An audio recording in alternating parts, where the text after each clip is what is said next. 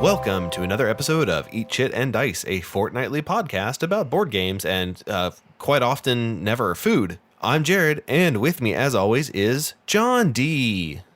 Not John D.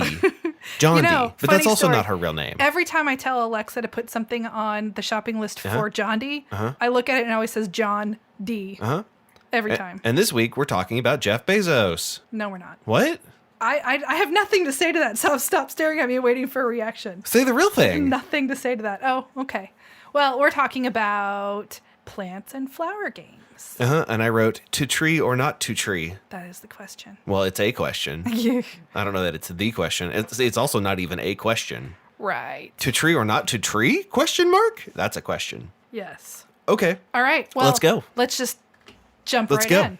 Don't get distracted, John D. Let's go. Let's do it. 3, 2, 1, go. Tussie Mussie. All right. What can you tell me about Tussie Mussie? That was not first on our list. Yes, it is. Is it? Yeah.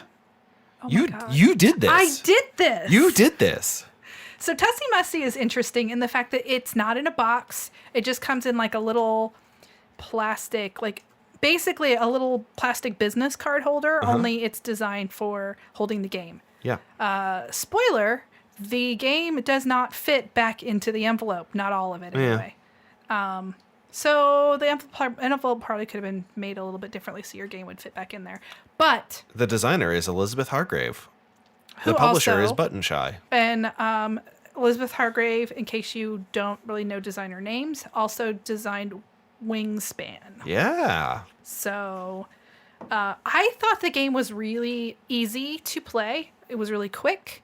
The art was pretty, and I enjoyed it. I would say it is very much a love letter-esque type of experience. I would say esque, although I enjoyed this a little bit more than I enjoy Love Letter. In that vein, though, I think that I would play this one about as often as I play Love Letter, which is to say not very. Well, the way the game works, it is a, I guess, like an I split you choose mechanic? I don't know. So here's how the game works. It's card drafting. On your turn, you'll draw 2 cards. You will look at both of them. You will read what they do. You will choose one of them to put face down and one of them to put face up. The next player in player order chooses one, either the face up one that they know what it is, or the face down one, which they do not know. And it might be a trick. And it might not be. Maybe you've fallen for my trap and you've revealed my trap card and I attack your life points directly. It's you're building a flower bouquet. And you're doing set collection or maybe set collection. I don't know. It depends on what cards you get. So some of the cards might be like you get points for every similar color or different color. Some of them have hearts on them. So you might get points based on the hearts. I think that's pretty much it. Yeah. I mean, it's a really, really simple game. I mean, I played 18 cards. I played it with Kat, and she taught it to me in like a minute. Yeah. And then we were playing. I mean, it's just incredibly simple to Draw play. 2 cards, read what they are. Pick one to go face down, pick one to go face up. And even if you're trying to be all like strategic, there's only so much you can do with 2 cards. Yeah. So it's like you look at the cards. And now what's interesting is that at the end of each what feels like a round, you play 3 times. Yes. So it feels like game end, but it's really, you play through till, what is it? Till you have 4 cards. Yeah. Yeah, it's real quick. It's 3 rounds each round. Each round lasts like just a couple minutes. Yeah. So and you play through until you've gotten through, is it through the deck of cards, I believe? Until everybody has 4 cards. Okay. That's right. Till everybody has 4 cards in front of them, and then you shuffle everything back together and do it again 3 times. Yeah. So I guess the theme here, it's based on the Victorian idea that different flowers have different meanings. So there's flavor text on them that tells you what the flower means. Yes. Whether it means like it's an apology, like I'm sorry we had a fight about it's Victorian era, so I don't know, horses. It's not quite that specific, but I'm trying to find an example of that. A daisy is to proclaim your innocence.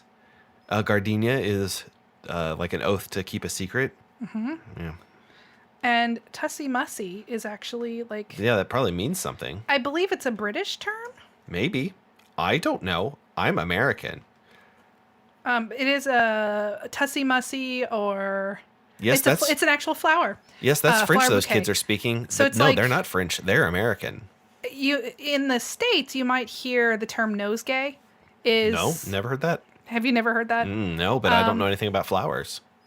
Okay. Well, it's a small bouquet of Okay. flowers. Well, as there you go. opposed to a big bouquet. This game is like $10.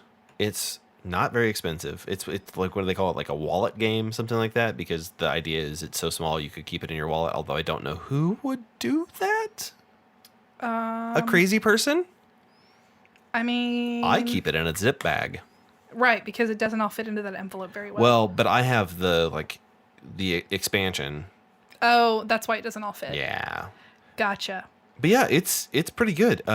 It's okay at 2 players. It's 1 to 4 if you have the solo rules. I don't know about that, but 3 players was all right. 2 players is okay. I wouldn't have minded seeing it at 3 players. Yeah. 3 wasn't bad. I feel like there'd be a little bit more. 3 and 4 are going to be functionally the same. Yeah. It did feel like you have a lot less option with.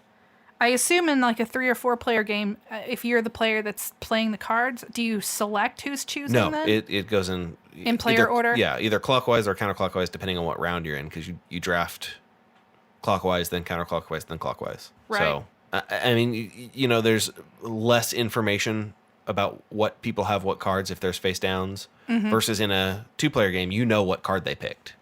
You know either they took the face up one that you know what it is, or the face down one, which also you know what it is because you picked. Right. So then it's a matter of deciding which card you're going to put face down or face up, Right. deciding if it's something that you really want versus something that might hurt them.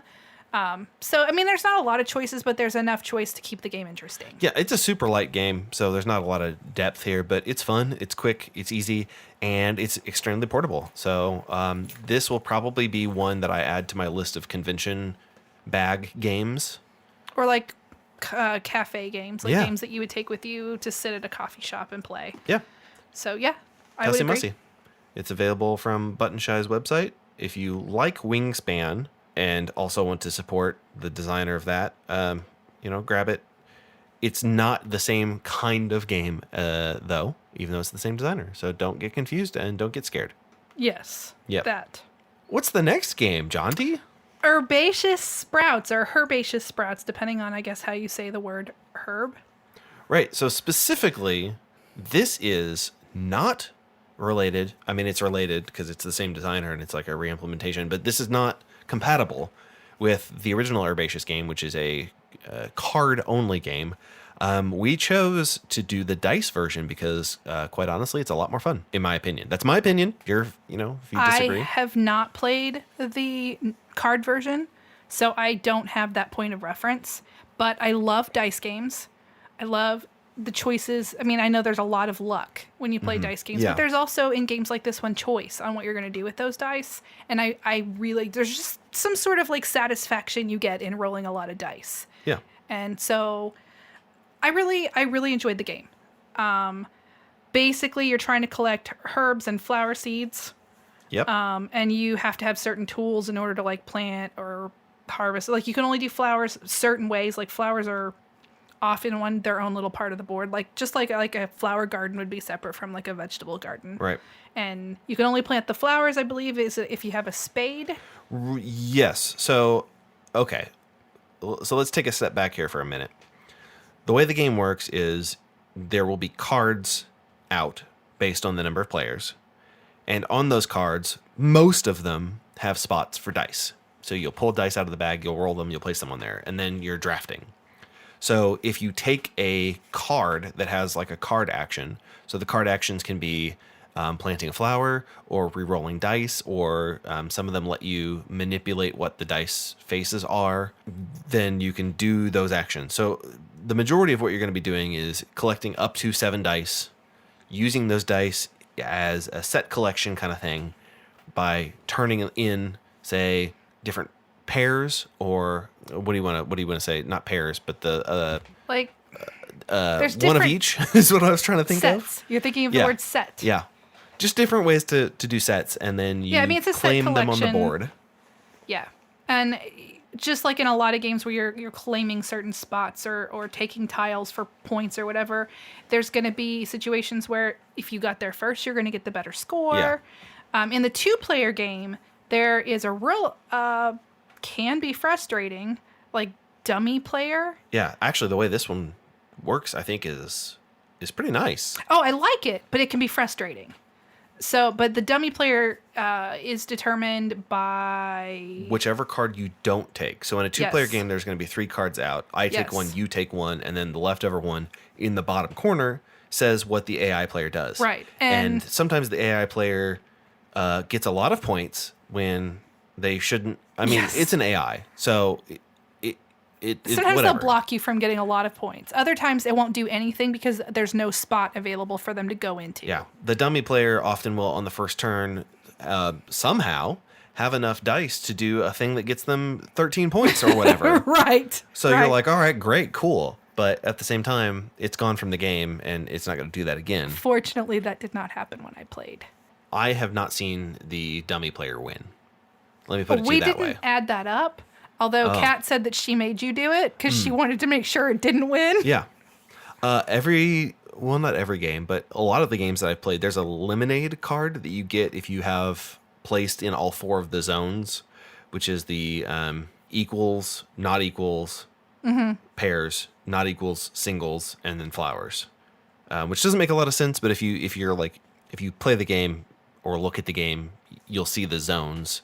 Yeah. That lemonade card is only worth 2 points, but I've seen the game swing Yes. because of that. Yes. And I was told that when you and Kat played it, it swung literally because of that card. Yeah. And I'm pretty sure it probably affected it when Kat and I played too. I think if I remember right, we finished within 1 point of each other. So the lemonade probably, because the lemonade card is only worth 2 points. Yeah. So if But the winner it's- has that card, Especially if I feel like this game is tight, and I think that no matter who you're going to play with, you're probably always going to end up like being right in that same point area Yeah. towards the end of the game. So that lemonade card really can make a difference because it's such a tight game. so in the card version of Herbaceous, I don't want to go into a whole lot, but it's basically just a set collection card game. On your turn, you'll get some cards and you'll decide where to put them. I feel like the dice game has more opportunities for things to do, Plus dice. plus dice. So Dice are fun. if you're like, oh, I want to get a game about planting herbs in an herb garden, get Herbaceous Sprouts, the dice version. Yeah. I think that it's a better game. It's a little bit more complex, not very much, just It's a not so tiny complex. bit more. You could still sit down and easily play it with like a 10-year-old. Yeah, it's like half an hour game. It's not terribly It's- complex. It's yeah. a little bit more complex than just a card game. Right. But I felt that the card game version was very underwhelming after playing the dice game one. And I was like, oh, okay, that's really all you do in this game? Is you just, okay. So the dice one is definitely recommended. It gets my seal of approval. the Eat Chit and Dice seal of approval. Uh-huh. If that's not a thing, by the way. It's Yeah, why not, we John just D? made it a thing. Yeah, why can't it be a thing? I approve of this message. Okay. Gotcha. Herbaceous Sprouts, there are 3 designers listed: Eduardo Braff, Steve Finn, and Keith Matejka, maybe is how you pronounce this. I'm not sure who this person is. I'm unfamiliar with him, and I don't know how to pronounce his name. So sorry, guys. I really blew it on this one. Yeah, and Eduardo Baraf has designed. He's got a few lot of games. Yeah, games. he's got a few things under his belt. And then I believe Steve Finn is maybe more commonly known as Dr. Finn. And maybe you've heard of him as the founder of Dr. Finn's Games. There's quite a few of those. I have a couple of them. And they're all kind of sciencey games, or like there's a butterfly one, for example. But he has a PhD in philosophy, so not like in gardens, I guess. But yeah, they both have a number of games under their belt, and honestly, I think this one's probably one of the better ones. I think that one of them, Eduardo. It's Eduardo. Did Legendary Creatures, which is a pretty cool game. Yeah, that sounds right. Yeah, I think that's right. Well, if that's wrong, tweet at John D. Don't at me. Because I admitted that I'm not 100% sure. And I don't really check Twitter that often. Well, Skull Hollow, I know for sure. Which, I have not played Skull Hollow, oh boy, although I'm John D. familiar with it. Oh boy. We'll play it. We will play it. We'll put it in our never-ending list in the of games closet. to play. Yeah. Yeah. Okay, cool. Well, let's move on. Shall we? Sure, let's do that. Great. Garden dice. Yeah. Did you like that? Yes. Okay. It was a little bit more thinky than I thought it would be, and not so much in trying to figure out points or anything. It just made me really think more than I thought it would. This is designed by Doug Bass. I want to say it's probably not Bass. Probably not. Who makes it? What company? Well, Merida Games, which may not be a real company anymore. I don't know. I want to say yeah, they've got to still be a real company, right? I don't know. I don't know. Well, here we go. The last game they published was in 2017. Well, maybe they're gone. But there are definitely copies of this game floating around. Yes. There's a couple on the geek market that I can see right now. It is another dice game. Mm-hmm. Hence Garden Dice. Yes. Yeah. So each player has 4 dice that they get to roll on their turn. The game is it's a grid-based game. So the dice either determine, like 2 of them determine where on the board you can plant. You can buy plants in order to plant them. You have to water them, so you can water them based on the numbers that are on them. Like I can't water a 4 with a 3. Right. So the dice determine what things you can water, what things you can harvest, placement, and you're really just trying to get plants and you're trying to harvest plants for sets, either sets of 5 different, like all 5 of the different ones, or you're trying to get sets of at least 3 or more of the same. So it's really a simple game. The choices come in the fact that you have 4 dice, and the dice are, as Jared was making joke, the dice giveth and the dice taketh. Yes, that's true. So there are times that there are things that you really, really want to do, and the dice just won't let you do it. At one point, I had to basically throw away 3 dice in my turn. I couldn't use them because they literally would only. I didn't have any things to plant, so I bought a thing with one of my dice, but then all I had was 5s, and 5 was taken. I didn't have other 5s on the other things on the board at that time to water, so I literally had to throw away 3 dice. So yeah, like John D was saying, on your turn you'll roll 4 dice. You can use them to as coordinates to plant. You can use a die to buy a seed packet, which are numbered 1 through 5. 1 through 5, yep. So you can buy the number or lower. So if you roll a 6, you can basically buy anything. If you roll a 2, you can buy a 1 or a 2. You can plant it with the coordinate dice. You can water or harvest. So you can water a seed packet to a vegetable and then harvest a vegetable using the same rules as buying, either equal to or higher than whatever you want to do. But the cool thing about this game, when you water a seed or harvest a vegetable, they do like a chain reaction thing. So if you are doing, let's say you're watering a 5, well, if there's a 4 next to it adjacent, it also is considered watered because I guess the water runs downhill. I don't know thematically exactly what the idea here is, but if you water a 5, it can also water a 4, a 3, a 2, a 1, including opponents. Yes.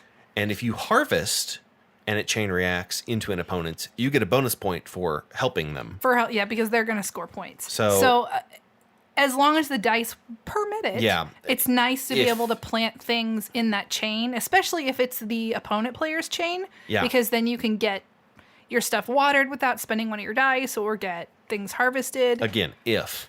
And yeah, there's a lot of luck. There are definitely choices in the game, but because it's dice, there's no such thing as a dice game that doesn't have a luck component to it. Right. And I personally enjoy games that have at least. I don't want a game that's completely and totally luck based. Yeah. But I do like that luck that you find in games like this. We just played the the family variant of the game because John D had never played it before. I didn't want to throw like a million rules at her. I wouldn't have minded not a that, but we million, were also, we only have so much time in a day to play games, unfortunately. Yeah. So. But this game was on Kickstarter years ago. I don't know if there's ever going to be a reprint. So, if you're into gardening themed games, you're into dice games, you should probably look for this sooner rather than later, because there may not be more coming. I really hope that there are more coming, but guys, I got to tell you, it's pretty unlikely, I think. Now, there is one right now that I'm looking at in the geek market as of the time that we're recording this that is available for $25. Snatch it up. Snatch it up right now. Right now. I guess that means it has the Jared seal of approval. It has the Jared seal of approval. 2 thumbs up, 3 thumbs up. John D's looking. John D's going to buy it. No. John D's not going to buy it. No. Cool. Garden Dice is a really great game. I've taught this to a lot of people. I've taught it to people that aren't really into games at all. They're like, yeah, board games are, I played games when I was younger. Yeah. There's a lot of people that I know that are like, board games. How I've played Monopoly. I know games. I've seen all there is to see. And then you say, okay, well let me show you something else. Let me show you the garden dice. You know how gardens work, right? There's carrots and stuff. Carrots and stuff. Yeah. Well, anyway, John D, do you have any final thoughts about garden dice? I do not. Okay, well then I'm gonna do a thing that I didn't clear with you ahead of time, and we're gonna do like a commercial break for ourselves here. Oh boy. Because we're really bad at this. We're really, really bad about this. Yeah. So I don't know how you guys listen, but we are on iTunes. We're on Google Play. We're on all those things. I have been looking at metrics, and I found out that it really super helps if you give us a review on iTunes. Please 5 stars. But if you really feel like this is 2-star material, give us 5 stars anyway. Give us all the stars. Give us all the stars. I'm not your dad. I can't tell you what to do, but it would help us. We don't get any money from this at all, but whatever. It helps us grow. It'll help us get more listeners. And another thing that'll help us grow and get more listeners is if you tell your friends, tell everybody that you know, hey, did you know Jared and John D have a podcast about sometimes food? Yes. Send them the link. Sometimes food. Send them a link. Or wear one of our t-shirts. Yeah, we have t-shirts. We do get money from that. Not very much. Just Not a very tiny much. bit. And honestly, every single bit of money that we would ever get from that is going to go directly back into this because I need to buy some mic cables. And mic cables are not expensive, but they cost a little bit of money. Also, I don't know if you know this, John D, but I have to pay for our website. That's not free. Nope. I guess it would be up for renewal again soon. Yeah. So, yeah. We also have a Discord server. We do. We would love to get more people on there. It's not super active because there's not a lot of people on there. Yeah. But it does auto tell you when we have a new episode. And when we start doing video content, it will also tell you when we've got video content. And we have an area for people to post pictures of the games they're playing. Yeah, that's cool. So, yeah, help us bring into a community, turn it into a community, whatever. The link for that is on our website, eatchitanddice.com. And also, one last thing, you can still donate to our 2019 Extra Life charity. It's not our charity. We're participating in a charity. 2019 Extra Life funding drive. We are participating in the Extra Life charity for a children's hospital in Indianapolis, Riley Children's Hospital. I know some of you are not local to Indiana, and some of you are not even local to America, but that's okay. It's for sick kids, so any little bit of extra cash you have sitting around, you want to throw it our way, I would rather you give it to the children's hospital. I would rather you do that than buy a t-shirt. I'll be straight up honest. I would rather you donate this money to Riley Children's Hospital rather than buy our t-shirts. You can do that up until closer to the end of the year. I want to say it's like December 20th or something like that. Something like that. Well, and we'll keep it up. We'll keep ours active through then. Yeah. So, if you want to donate to that, and then early next year, you can get a t-shirt. Right. Instead of giving me a Christmas present, you can donate some money. to Riley Children's Hospital. I wasn't going to get you Christmas. Well, that's fine. I wasn't going to get you anything either. I mean, I am getting you something. Well, I'm not getting whatever. you anything now. I'm donating in your name. I don't care. I think that's it. I think that's all the plugging that I have. I feel like we don't ever do this, and we really need to do it to annoy people. We should annoy people. Follow us on more. Twitter, Facebook, Instagram, LinkedIn. Is that a thing? Jared's the one that generally runs our Twitter, Yeah. and I run our I'm Facebook. bad at tweeting. I get in there about once a week and look at stuff that we might need to respond to. But I am the one that runs our Facebook and our Instagram, and I keep them at least. Facebook account. Yes, I keep them at least relatively active. So check them out, participate in the conversation, like all our posts, whatever. Yeah, that actually helps with metrics as well. It helps with metrics a great deal. And we don't buy ads. We don't get sponsorships.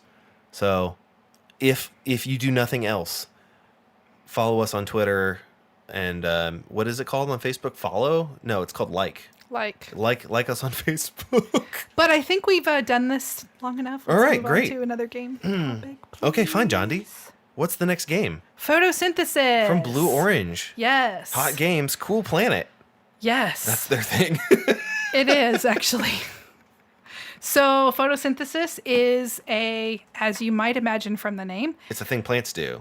Yes. And in this one, you're planting and growing trees. Mm-hmm. It's basically the life cycle of a tree. You plant trees, you grow them up, and then they die. So, because trees die all the time. Oh, I mean, if they're getting cut down and made into paper, I guess. the designer of this game, I'm sorry, I'm not even going to attempt because it's maybe Swedish or something, and I feel like a jerk. Hjalmar. Yeah, maybe? I didn't want to do that. Hjalmar. Maybe. I am sorry, Mr. Designer of Photosynthesis, for destroying your name. Yeah. It's an alright game. It's a little lighter than I expected it would be. I'm gonna be frank and say I found it to be boring. It was a little slow. And I didn't hate it, but I probably won't ever put it on the table again. That's fine. Honestly, I would like to play it again, but with a full player count. Maybe. I don't know. I found the game to be a little bit boring. But before we get further into that, we can talk about how the game is played. I can tell you what my problem was with it, but let's talk about how the game is played first. So the game is another grid style. It's like a hexagonal. Yeah, Texas. So you are planting trees, and I don't know if anybody might have played Topiary. Mm-hmm. It's all about line of sight. So there's a sun that moves around the outside of the board, which was a really cool mechanic. I thought that was cool. Super cool. And the sun determines obviously which way the sun is shining, and that's which direction the trees that you've planted are going to cast shadows. Throwing shade. There you go. Great. So each tree, like the small trees, will cast a shadow. They'll throw one shade. The medium-sized trees will throw 2 shade. And the large trees will throw 3 shade. So if you have a tree that's the same size or smaller that's in the shade area of another tree, then it's blocked. It's not going to get any light. It's not going to get any points. But why, John D, would you ever want to plant a tree in a way that it blocks another tree? Well, that's where the rotating sun thing comes in, because every turn the sun moves. So just because this turn your trees are blocked by other trees doesn't mean they'll always be. Yes. And yes, you can block your own trees. Yes, you can. And I did. And you will. Yeah, I mean, it gets to a point. I mean, early in the game, it's easy to not. But as the game goes on, the spaces are going to fill up, and you're going to block your own trees. You're going to want to block your opponent's trees, but sometimes you just can't help but you have to block your own stuff. Yeah. This is very much an abstract game with a theme gently placed upon it. Yeah. I mean, I initially got it because I thought it was pretty. I thought the trees were really cool, the 3D trees. And I've had it for a while, and this was the first time I finally got it to the table. Mm-hmm. And, I mean, like I said, I didn't hate it. I just wasn't particularly excited about it. And I feel like it's one of those games where once one person really keys into, like, the perfect strategy or whatever, they could probably win the game every time. Yeah. So my problem is that the last round felt very anticlimactic. Oh, yeah. Because it did. okay, well, I can't do anything to score points, so I guess I do nothing, and my excess points get me points. So there's a currency in the game, which is your sun Light points. points. Light points, that what's called? Yeah. So however much sunshine you got, that's how many, like, purchasing power you have. So if your trees get 13 points of light, then you have 13 purchasing points. Which you do things. You have seeds. You have a player board in front of you that has seeds, 4 seeds on it. It's got 9 spots for trees, and you have to buy trees in order for them to be available for you to plant. You have to buy seeds in order to plant them to get new trees out, and it's a ascending price point to buy them. So like the lowest line is going to be the cheapest, and then moving up in the columns, they get more expensive. So you use your light points to get those into your available pool in order to plant seeds or grow your trees. Yeah, so, and I'm not trying to say this is a bad game, because it's a very well-designed game. No, it's not a bad game. It absolutely is a very well-designed game, and there's a lot of strategic options. It's simple rules, but I'm not the biggest fan of abstract games. You also have to plan like 3 moves in advance. And I'm not good at doing that. Which is why I'm not good at abstract games, generally. I like the components. I really like the components. No, the components are great. But I personally didn't feel like there was any attachment to what I was doing versus what was happening on the board. No, like it was... When it was my turn, it was very much a, well, okay, I guess I'm going to do this. Like, there was no, like, excitement or about what I'm going to do on my next turn, or... I don't know. I just wasn't that invested in the game. I wanted to be. I'd been excited to play it, but of all the games that we played for this particular episode, it was my least favorite. I mean, I really liked the idea of an abstract game that has resource management. It has a market phase, but at the end of the day, you're just putting trees in the way of other trees and then saying, okay, well, this time my trees only get me 3 tree points because this tree is in the way of this tree. And then next tree turn, I get 6 tree points, and then I can use those tree points to get more. There's nothing wrong with the game. No, there's not. I just personally, and yeah, I didn't even think about the fact that there aren't a lot. I have this problem a lot of times with abstracts.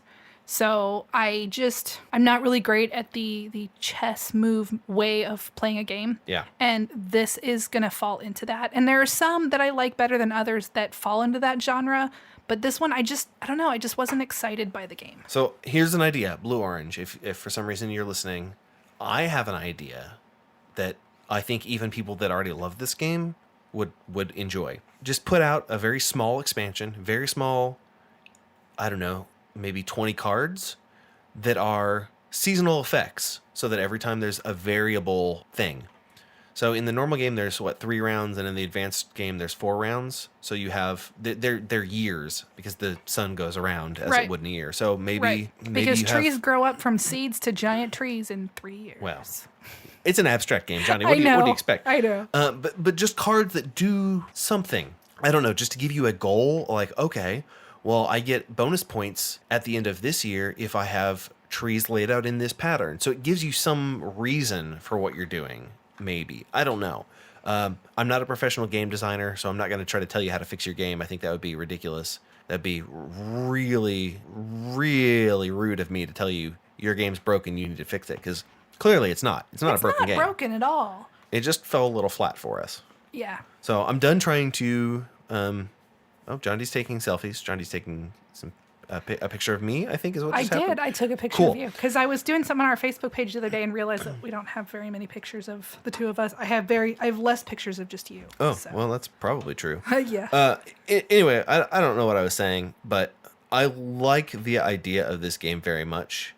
Just when we were playing it, I was like, okay, is this really all there is to it?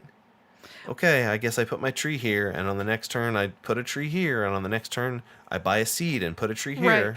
So let me segue into our next game by saying I would put this in a at least similar genre to the game Bosk from Floodgate, in the fact that it's kind of abstract with the tree theme. Yeah. They're both sort of area control. They both are dealing with trees. And direct. They're very directional. Yeah. In Bosk, and the spread of trees. Yeah. In Bosk, it's the wind direction. Yeah. In Photosynthesis, it's the sun direction. And of the two games, I enjoyed Bosk far more. Okay. Well, yeah, then I guess let's talk about Bosk. Do you have any wrap-ups for Photosynthesis? Like I said, I think that it's a really pretty game. It's got really cool components. The sun mechanic is really cool. I really like that. But overall, it's not a game that I was particularly excited about. It's not one that I would refuse to play if people wanted to play it, but it's not one that I'm probably ever going to go, I really want to play this. Okay. All right, then Bosk. Daryl Andrews is the designer of Floodgate Games, like Johnny was saying. Also has 3D trees. Also deals with the spread of tree propagation, I guess. But Bosk has a squirrel. It does. It has a squirrel. It's an area control game. You want to have the majority of leaf points in a particular area. Yeah. And there's 6 areas on the board, I think. I think there's a different number of areas when you're playing 2 people versus 4. Because there's 2 different sides of the board. Yeah, that's true. There's a 2-player board, and then there's the higher player count. So basically, you're just like in a photosynthesis, you're going to be planting trees. What's going to happen with these trees, though, is this is supposed to be a seasonal game. Yeah, although it's I will over say 4 seasons, a majority of the meat of the game happens in fall. So what is happening is you're planting these trees, and the wind in different rounds is going to blow different directions. Right.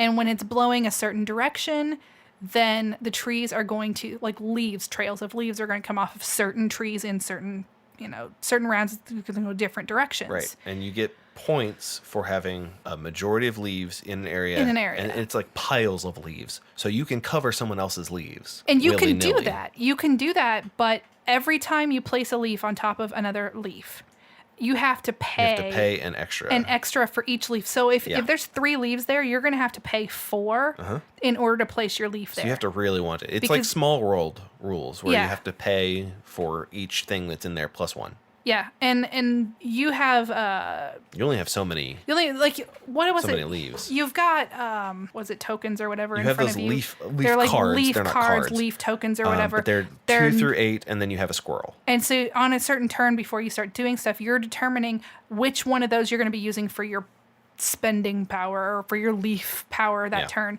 And so like if I pick up an 8, then that's going to determine like how many leaves I can put and it'll determine from which trees they're going to come from.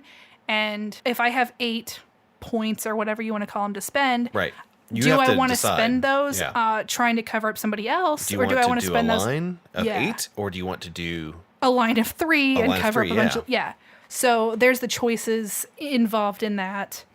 I feel like there's more agency in this game than there is in photosynthesis, because in photosynthesis, I feel like it's just like, okay, well, this tree, there's an empty space here. I guess goes guess I'm gonna there. put a tree here. Yeah, this one you don't have to like plant right next to your other tree. You can plant anywhere you want. No, you want to spread out. And you want to spread out, but you're going to pay attention to because you're also going to win points based on rows and columns. Yes. And how many trees you have in certain rows or certain columns. Yeah, there's 8 regions. Sorry, I looked it up. So as you're placing your trees, you're going to want to really start paying attention to who else has trees in which line or column, because you're in addition to scoring points for leaves in majority areas, you're also going to score points for having a majority or second place in the number of trees in a row or column. So I like the fact that there are multiple ways to score. I like the squirrels. Oh yeah, there's little squirrel meeples. So we all know how much I like meeples anyway, so the squirrel meeple is adorable. Squeeple. And then the squirrel is actually used in that mechanic of piles of leaves or whatever. You can use your squirrel in one of the turns, and the squirrel Squeeple can be placed on one of your leaves or your leaf on top of a pile of leaves or whatever. And it cannot be covered. Yes, then nobody else can come and play over the squirrel. Right.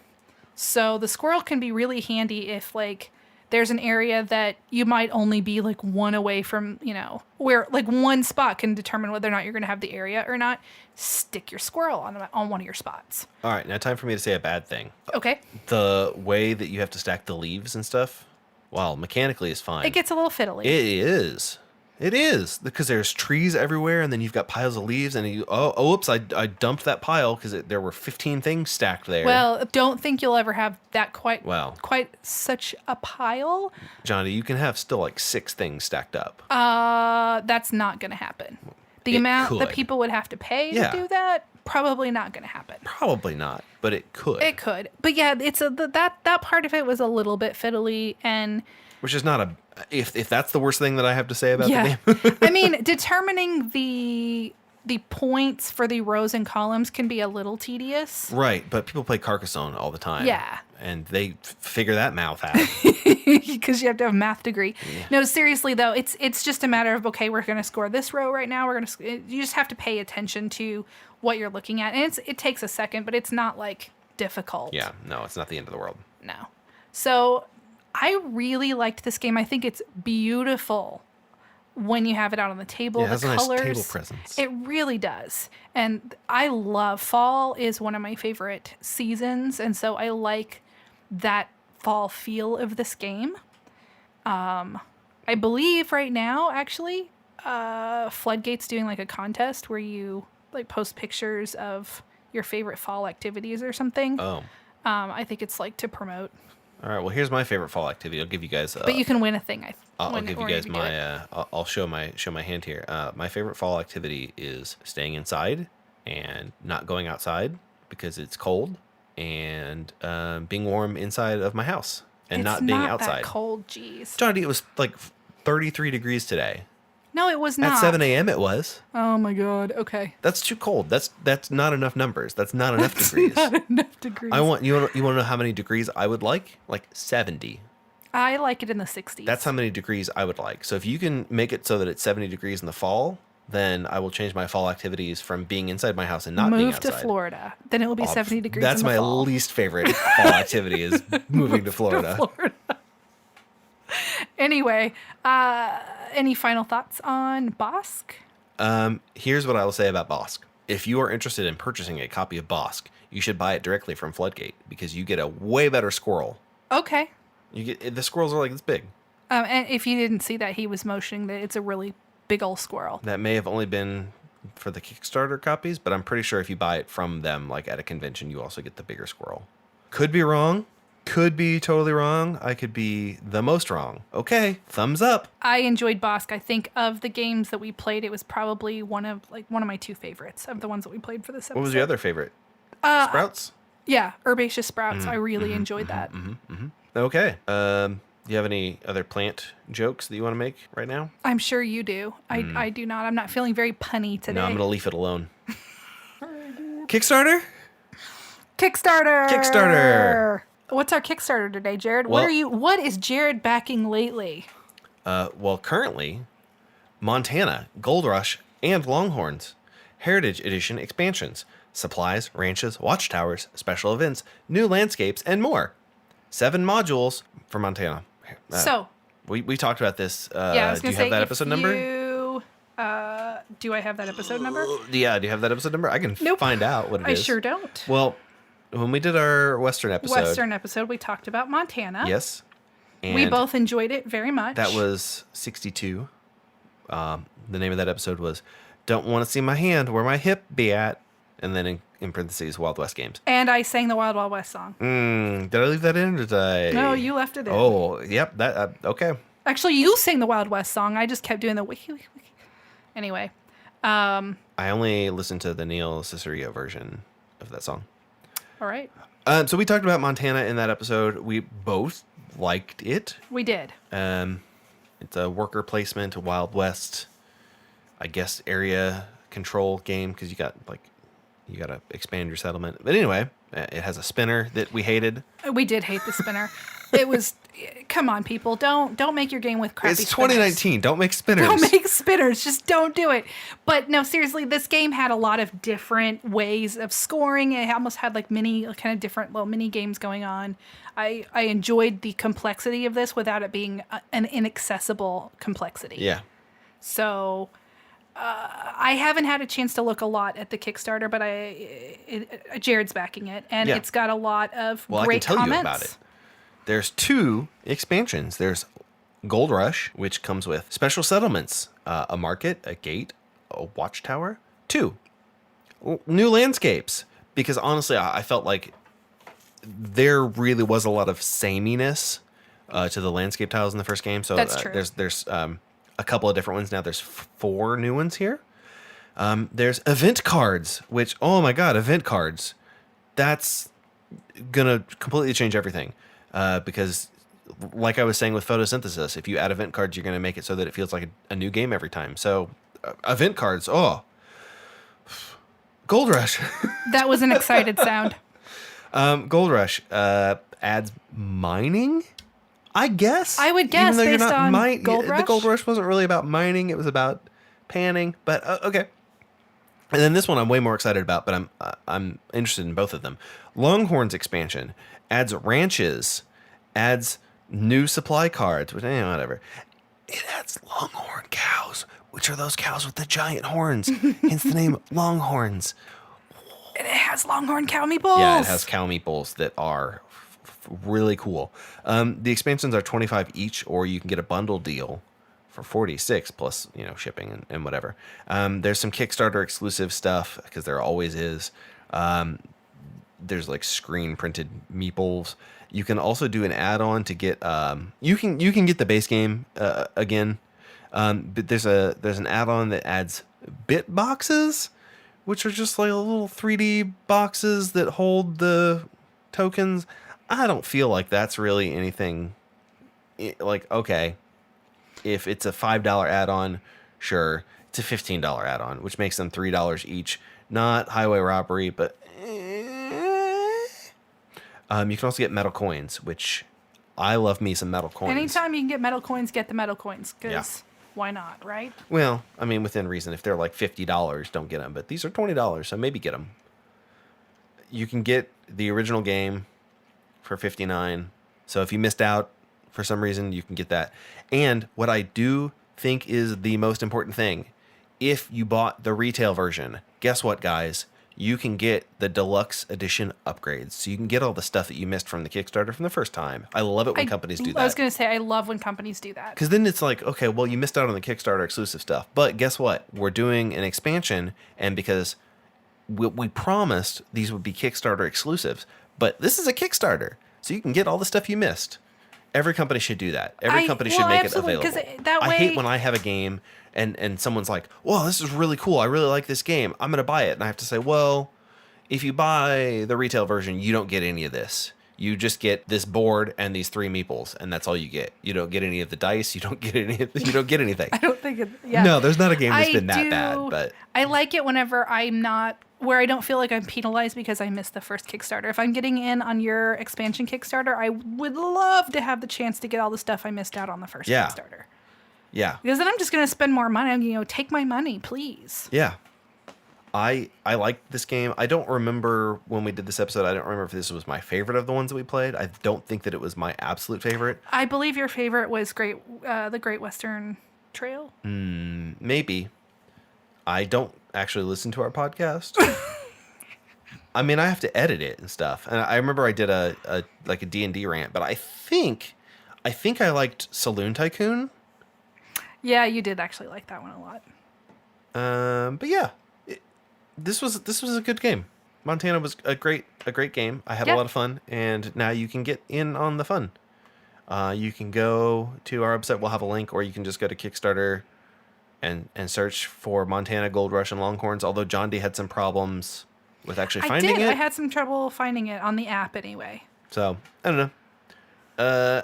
As of publishing time, it'll have just over a week left. So get in on that. Okay, well, here's the deal. I already did all my usual end of episode stuff in the middle of the episode. Yeah, you did. So, real quick, remember to like us on Facebook, follow us on Twitter, retweet us on Instagram. I know that's wrong. Don't make that. I know that's wrong. Not right. Give us 1,000,000 stars on iTunes. Join our Discord server. Buy a T-shirt, but don't buy a T-shirt. Give that money instead to the Extra Life charity that we are participating in, and then next year buy a T-shirt or whatever. Keep your money. But the most important thing is tell all your friends and family that there's a podcast that exists called Eat, Chit, and Dice, and that they should listen to it. Yep. And until next time, Jared. You can eat chit and dice.